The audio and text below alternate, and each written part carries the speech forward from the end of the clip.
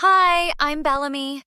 The clock on my bedroom wall ticked relentlessly as I carefully arranged my college acceptance letters on my desk. Princeton, Columbia, Yale, all of them wanted me. 4 years of straight A's, debate team captain, and editor of the school newspaper had paid off. But what I was really looking forward to was my graduation trip to Italy, the one I'd been promised since freshman year if I maintained my perfect GPA. Belle, come downstairs! Mom's voice echoed up the stairs. Your father wants to talk to us. I bounded down the stairs, finding Mom and my brother Ethan already seated at the dining table. Dad stood at the head, his expression unreadable. What's going on? I asked, sliding into my usual seat. Dad cleared his throat. I've called this family meeting because we need to make some adjustments to our summer plans. What kind of adjustments? I asked, my stomach tightening. Well, Dad dragged out the word, eyes flicking to Ethan. Your brother has been given another opportunity to attend that hockey camp in Canada. Ethan slouched in his chair, twirling his phone between his fingers. Coach says I could still make the college team if I improve enough this summer. But he didn't make the cut last year, I pointed out. Or the year before. Which is exactly why he needs another shot, Dad snapped. Third time's the charm. Mom fidgeted with her napkin. Richard, we discussed this. Bellamy's trip is being postponed, Dad interrupted. The hockey camp and the Italy trip are happening at the same time, and we can't afford both right now. Postponed? I echoed, my voice rising. Dad, you promised. I've done everything you asked. Perfect grades, extracurriculars, scholarships. And you'll still go to Italy, he interrupted. Just not this summer. When then? When I'm in college with no breaks? Or working my first job with no vacation time? I could feel tears threatening, but I refused to let them fall. Don't be dramatic, Ethan muttered. It's just a stupid trip. To you, maybe, I shot back. You failed twice already, and somehow you still get rewarded. Dad slammed his hand on the table. That's enough. The decision is final. Ethan needs this opportunity more than you need a vacation. It's not fair, I whispered. Life isn't fair, Dad replied coldly. Ethan needs to focus on his future. And what about my future? I demanded. Dad shrugged. You've already got it figured out. You'll be fine. I stormed up to my room, slamming the door behind me. My phone buzzed with a text from my best friend Zoe. Still on for coffee tomorrow? I texted back. Definitely. Dad just canceled my Italy trip so Ethan can go to hockey camp. Again. My phone rang almost immediately. Zoe's voice came through, indignant. He did what? After you worked your butt off for 4 years? Yep, I replied, popping the P sound. Apparently, Ethan deserves another shot more than I deserve what was promised to me. That's complete garbage, Zoe fumed. What did your mom say? She tried to object, but you know how she is around Dad. Folds like a lawn chair. This is seriously messed up, Belle. We need to talk about this tomorrow. I'm bringing reinforcements. What kind of reinforcements? I asked, curious despite my misery. My cousin Marcus. He interns at your dad's company. He's been telling me some interesting things lately. What kind of things? I asked, suddenly alert. The kind we shouldn't discuss over the phone, Zoe replied mysteriously. Let's just say your dad might not be the upstanding businessman he pretends to be. The next day at Moonbeam Cafe, I slid into a booth across from Zoe and her cousin Marcus, a lanky college junior with wire-rimmed glasses. So you're the famous Bellamy? Marcus said, extending his hand. Zoe says your dad is Richard Mitchell from Apex Solutions. I nodded, wrapping my hands around my coffee mug. That's him. What's this about? Marcus leaned forward, lowering his voice. I work in accounting. For the past 6 months, I've noticed some irregularities in the expense reports your dad submits. What kind of irregularities? I asked, my heartbeat quickening. Let's just say hockey equipment and camps keep showing up as client entertainment and professional development, Marcus explained. And it's not small amounts. Are you saying my dad is embezzling from his company? I whispered, shocked. I'm saying the evidence suggests it, Marcus replied carefully. But I'd need more proof before making accusations. How would we get that? Zoe asked, eyes wide. Marcus hesitated. There's a company fundraiser this weekend. I could get you both in as serving staff. Your dad keeps all his files on his laptop, and he always brings it to these events. You want me to snoop through my dad's computer? I asked, uncertain. Only if you want to understand what's really going on, Marcus shrugged. Later that day, I bumped into Mr. Parker, my school counselor, in the hallway. Bellamy, just the student I wanted to see, he called out. I heard about your Italy situation from your mother. She seemed quite upset. She called you? I asked, surprised. She did, Mr. Parker nodded, his bow tie slightly askew as always. She wanted to know if there were any scholarships or programs that might help fund your trip independently. That sounds like Mom, I sighed, trying to fix Dad's messes without confronting him. Parents are complicated creatures, Mr. Parker said gently. Have you spoken with your father about how important this trip is to you? He doesn't care, I replied bitterly. He never has. It's always been about Ethan. Perhaps there's more to the story, Mr. Parker suggested. People often have reasons for their behavior that aren't immediately obvious. Like what, financial problems? I asked sarcastically. Mr. Parker adjusted his glasses. It's possible. Many families are struggling these days, even ones that appear successful. That's just it, I said slowly, an idea forming. I think Dad might be doing something unethical to fund Ethan's hockey obsession. Mr. Parker frowned. That's a serious accusation, Bellamy. Which is why I need to be sure before I do anything about it, I replied. Saturday night at the fundraiser, I wore a server's uniform, carrying trays of champagne past glittering executives. When Dad stepped away from his table to greet a colleague, I slipped behind his chair and quickly inserted the USB drive Marcus had given me. What are you doing? Ethan's voice made me jump. He stood behind me in a suit, looking suspiciously at the laptop. What are you doing here? I hissed back. Dad brought me to network. Ethan made air quotes. Again, what are you doing with his computer? I made a split-second decision. Finding out why my trip got canceled while you get endless chances to fail. Ethan's face flushed. I didn't ask for any of this, Belle. Dad just keeps pushing hockey on me. Then why don't you ever say no? I challenged. Because... Ethan hesitated, lowering his voice. Because I'm afraid of disappointing him the way you never do. Well, get ready for disappointment, I muttered as the USB finished copying. I think Dad's been stealing from his company to fund your hockey dreams. Monday morning, I sat across from Miss Richardson, the stern-faced CEO of Apex Solutions, sliding a folder across her immaculate desk. What exactly am I looking at, Miss Mitchell? She asked, flipping through the printouts.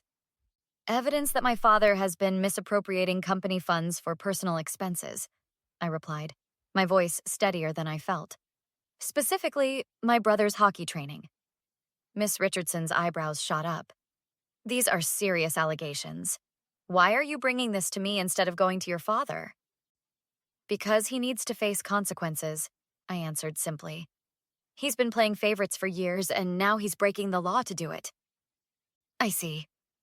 Miss Richardson tapped a manicured nail on the documents. We'll need to investigate this properly.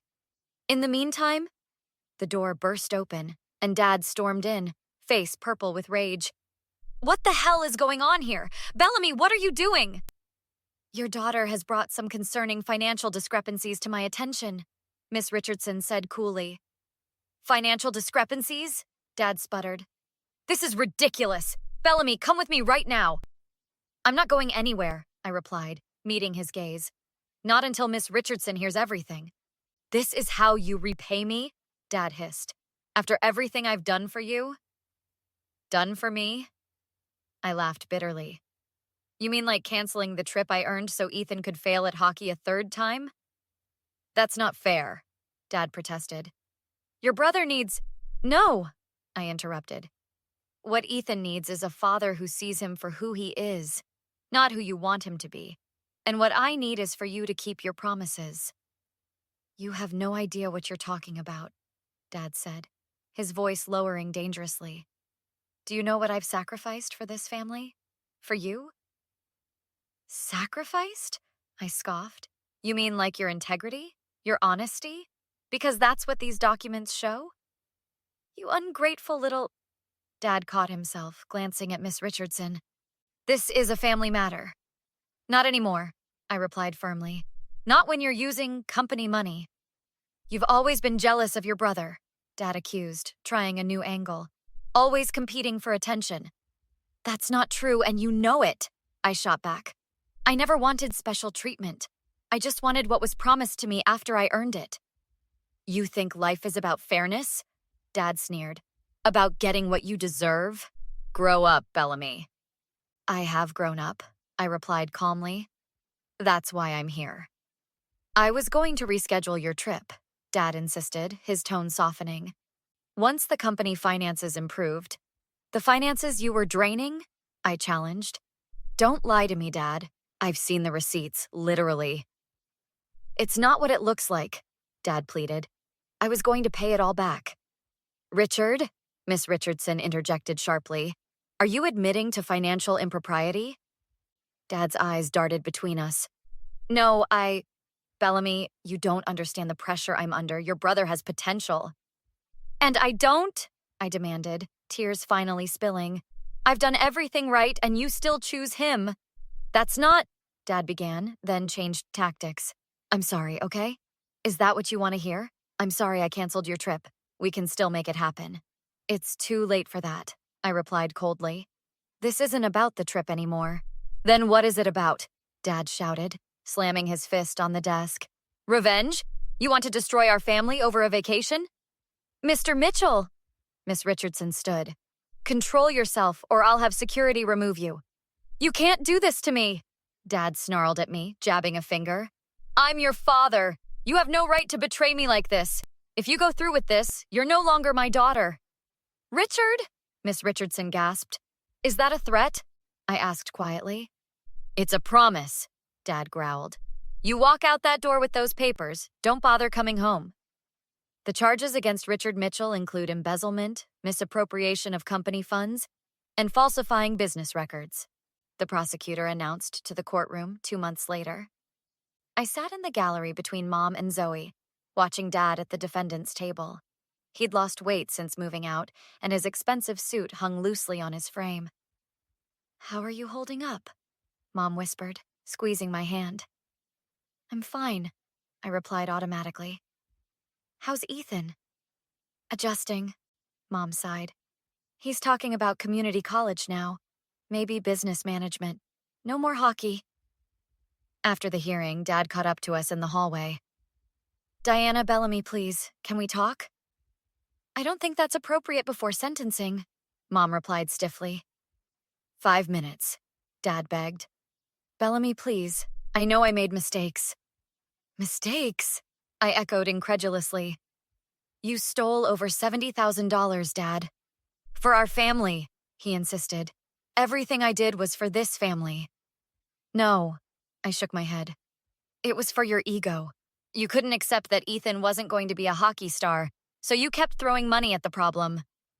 I've changed, Dad pleaded. The counseling sessions and pre-trial have helped me see things differently. I want to make amends. It's too late for that, I replied, echoing my words from Miss Richardson's office.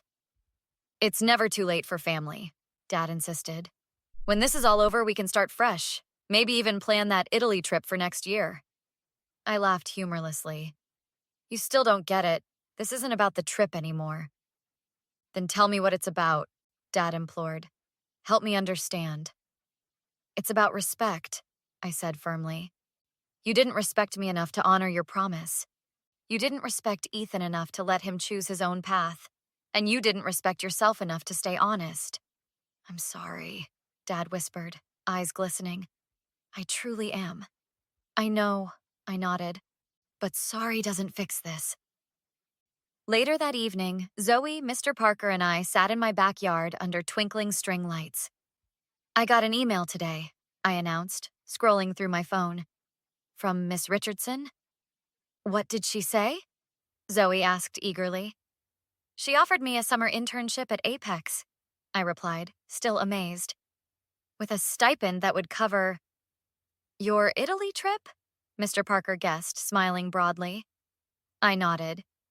And she said the position could become permanent after college if I want it.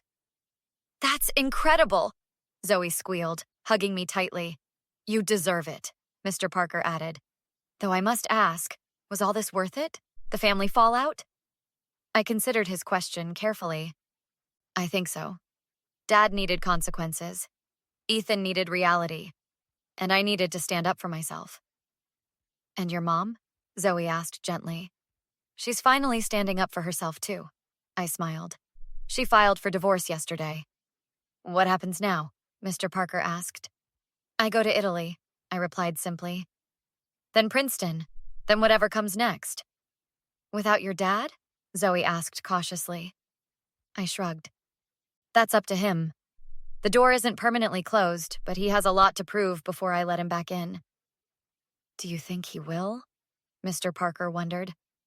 Honestly, I gazed up at the stars. I don't know, but for the first time, his choices don't determine mine anymore. And that feels like the best graduation gift I could have received. Did you ever think you'd end up here? Zoe asked, pulling her knees to her chest. When you first found out about the canceled trip, I mean, never, I admitted, tracing patterns on the patio table.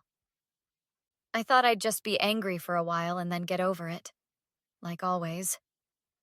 What changed? Mr. Parker asked, his counselor instincts clearly engaged. I considered this for a moment. I realized that letting it go meant letting him win again. Letting him think that my achievements, my promises, would always matter less than Ethan's potential. And now? Zoe pressed. Now I know my worth, I replied, a slow smile spreading across my face. And it turns out, so does Miss Richardson. She told me the company needs more people with integrity, not just ambition. I turned to my friends with a small smile. So, what do you think? Was justice served? Or did I go too far? Would you have done the same in my position?